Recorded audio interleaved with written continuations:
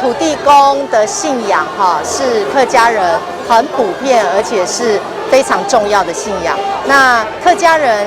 称土地公叫伯公。虽然台南市客家人口分散，但呢，我们跟大埔福德祠合作。那一方面呢，也是把客家文化这个很重要的部分给找回来；另外一方面，也是借由伯公生这个日期跟在地多数的闽南族群一起来合作共同来庆祝这样的一个节日。因为有点渊源，有可能我们先人也是那个客家人的那个融合嘛，也有可能是先人也一起在这里经营这个我们大埔在那个客家语里面也是有这个大埔这个字的，也有啊。所以这次跟那个客委会这次的交流非常的圆满成功，也非常高兴希望下次也有机会大家在一起配合来办这个活动很有意义。今天我们是帮贝公出售嘛，所以呢，我们特别打这个新钉板，然后大家自己制作之后呢，然后我们在祭典之后，我们就会把这个来分送给我们的乡亲，给他们带来一天的好福，就是一年的好福气。重要的那个节日呢，我们都会盘花，这个花呢，花材通常都是来自我们自己家庭的庭院里面摘的，摘来之后呢，我们就一个一个用盘插成这样圆圆一盆这样子。然后呢，象征它是非常的圆满，然后福气。我们也邀请剧团在接下来3月的这个礼拜六、礼拜天有4场是我们的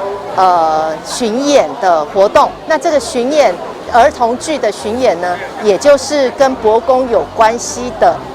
这个戏码。那透过儿童剧，也让大家来认识客家的信仰。掌握时政3分钟，台南进步向前冲。因为土地公虽然是所有的台湾人跟所有的华人的共同信仰，但在客家里面土地公叫做贝公所以说让很多大埔这个六合境福德祠，大埔也是这个客语的大埔街所以说因为这样的关系，我们今年特别别开生面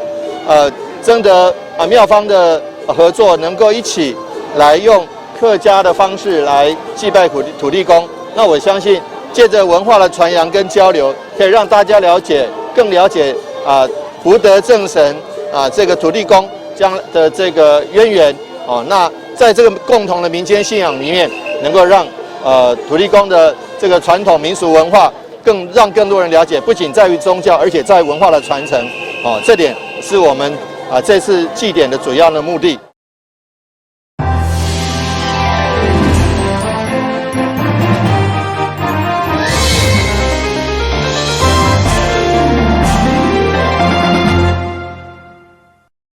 大家好，我是陈碧纯，欢迎收看3月16号礼拜3的中嘉台南地方新闻。为了发展府城观光，同时嘛，互交通更加便利。台南市政府向中央争取经费，规划要将忠义路拍通到公园北路，直直营建署生活圈计划同意补助，加上地方的配合款，总共2.3亿，预计伫113年完工通车。咱市中义路目前只会当通车到公园南路，考量到用路人交通的利便，加上附近是交通运输甲观光重要聚集地。市府表示，这条成片道路大约跨20公尺，长380公尺，总工程经费大约是2亿3千万。中义路的部分是380米20公尺的精修挂开发。长衔接是110米，长9米宽的开辟，总共是990平方米，等于这7600平方米跟990平方米，总共的经费是2.3亿，中央补助1.09亿，咱台南市出1.2亿，这部分希望讲，咱希望讲甲拍通这个。忠义路的任督2脉也当回直接，接过公园北路，这样子的话，以现在忠义路只通到公园南路，那在过去的话就可以通到公园北路，对咱地方的交通的利便将有大大帮助。长衔街的部分拍通了后，迄110米拍通了后，就会当这个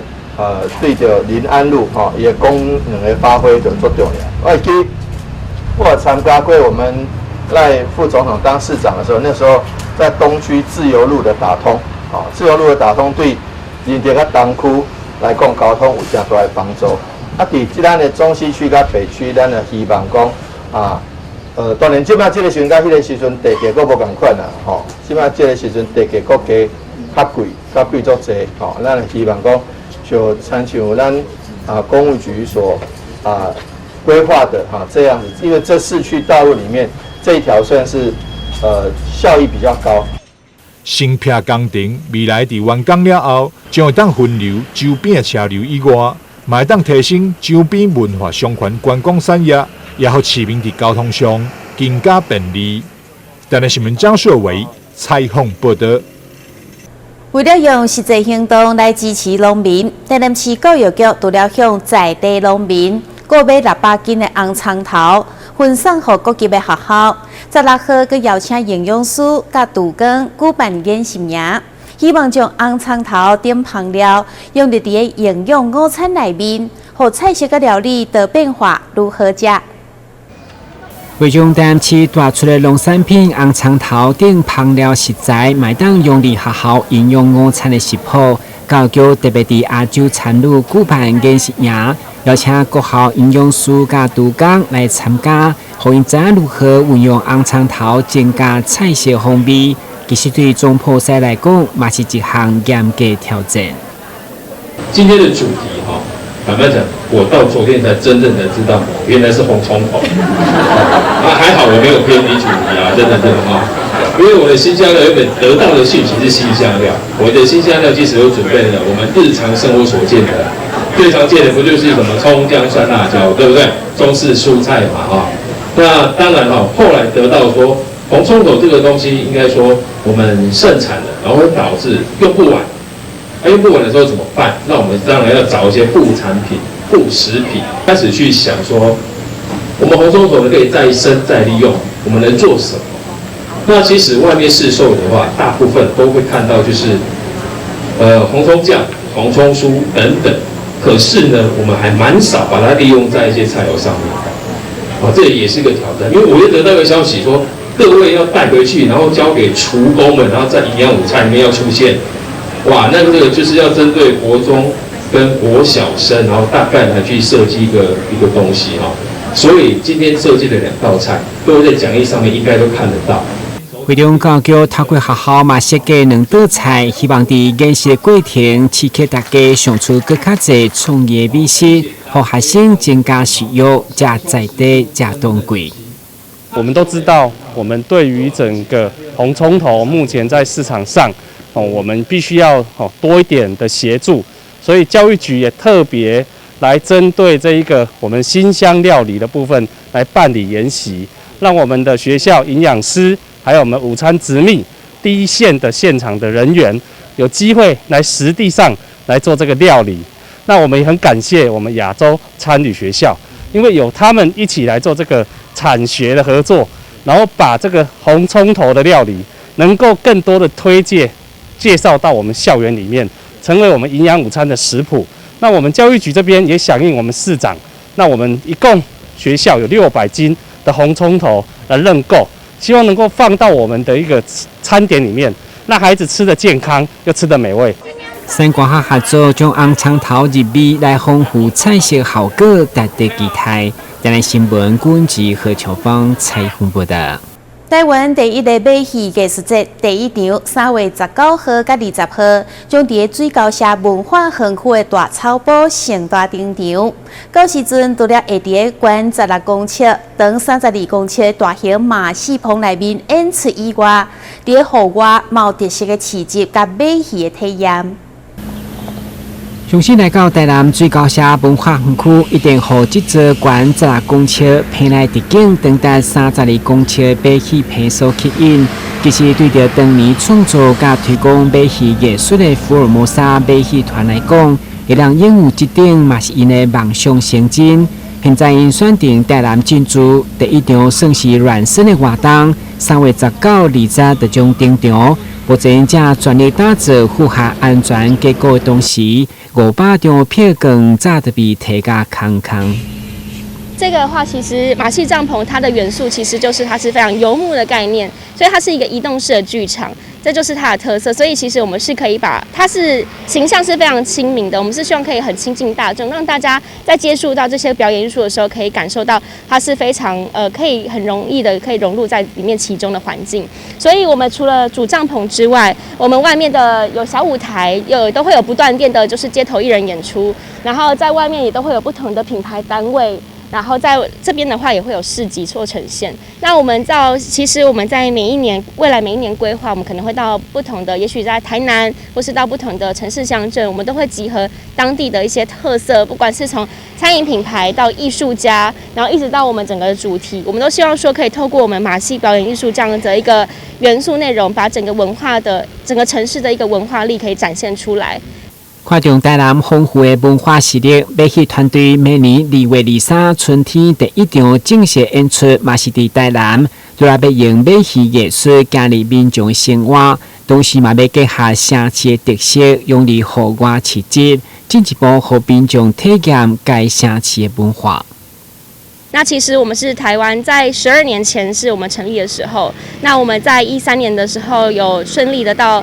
法国的外亚维农艺术节去参加艺术节，然后也当时在同年也是先到法国一个城镇奥贝奈去做一个首次的我们在以马戏团的身份到海外去做巡演。那在那边是我们第一次踏进马戏帐篷演出。所以我们其实是想把当时在进到马戏棚这份的感动，跟那时候所感受到，不管是从小型的艺术节到大型的亚维农艺术节这样子一个整个城市、整个文化的一个感受力，可以分享在台湾这块土地上生根。对，那所以其实我们在今年也在台南有作为我们一个 FOCA 的南部的一个基地。那因此，其实在今年我们是一个暖身体验场，明年会是我们正式的第1届。曾经以马戏代表台湾骑上国际舞台FOCA，以马戏艺术节的概念呈现，嘛希望以创办人的信念，和特技表演者有一个厝。台南新闻管制和乔邦采访报道。50档前成立位伫四群新的提琴工厂，经过制作、代工、甲成立自有品牌历史。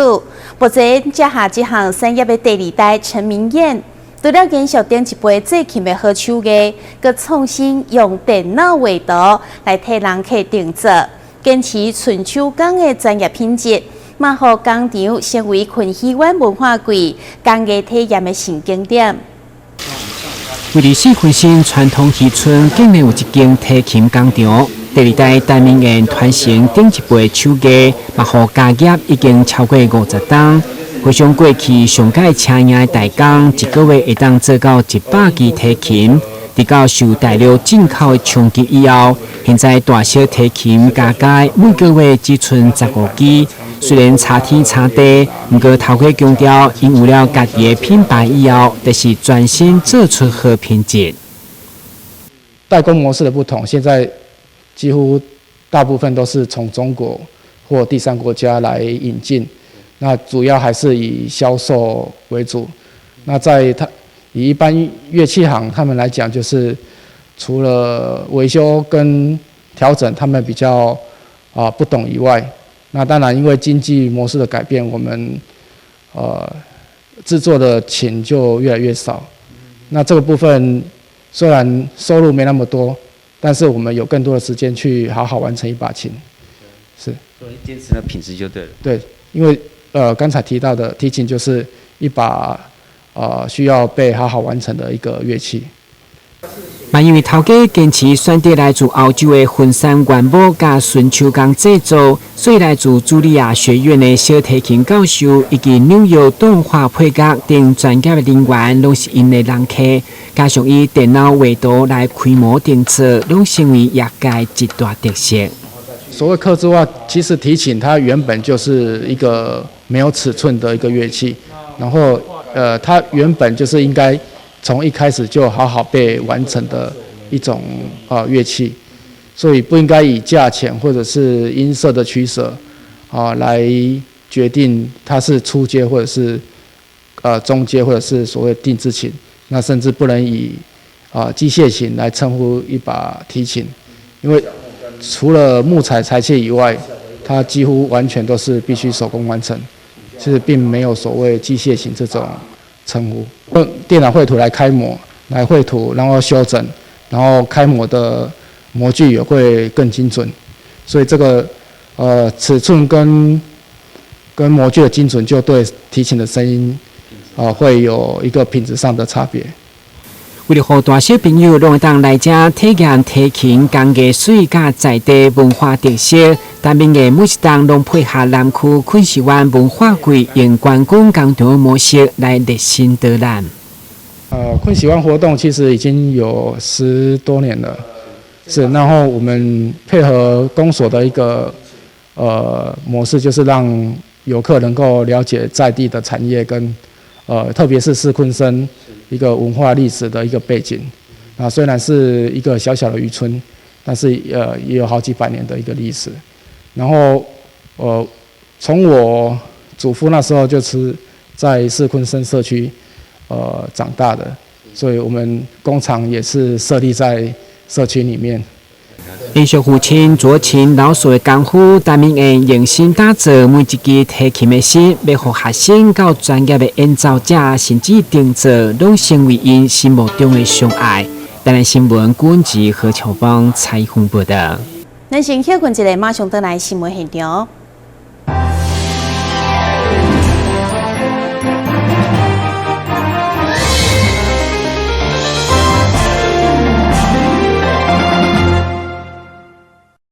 随后一地中心因为行政甲学大楼内定能力不足，被台南市政府限期改善。虽然中心已经募得2600万要来整修，不过最近因为受到钱变薄的影响，恐惊会造成经费不足，导公司佮关注10万块来斗3工。因为我们的建筑是921大地震之前的，然后政府呢在这一个防震系数上面是有提高的，所以我们之前的建物以现在的法规，它的耐震系数是不足的，所以它要求我们要在这个方面加强补强。所以可是这样子的建筑经费金额是蛮庞大的，等于是我们1年的那个营运的经费，所以我们邀请社会大众来帮忙。那刚好这市政府呢也在中间呢很极力的帮助我们引进社会企业来帮忙。随后一地中心行政大楼建筑老旧，内政能力不符现行规定，伫去年收到市府公文限期改善，若无就要连续处分，甚至还有可能被限令停用。市长会摕节省社会局协助向中央争取经费补助，并呼吁社会大众响应捐款。双虹股份有限公司15日特别捐赠10万块，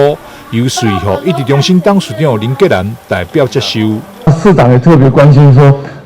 社会局这边怎么样去协助来配合我们我们这边卫福这边如何去协助他们去做得更好。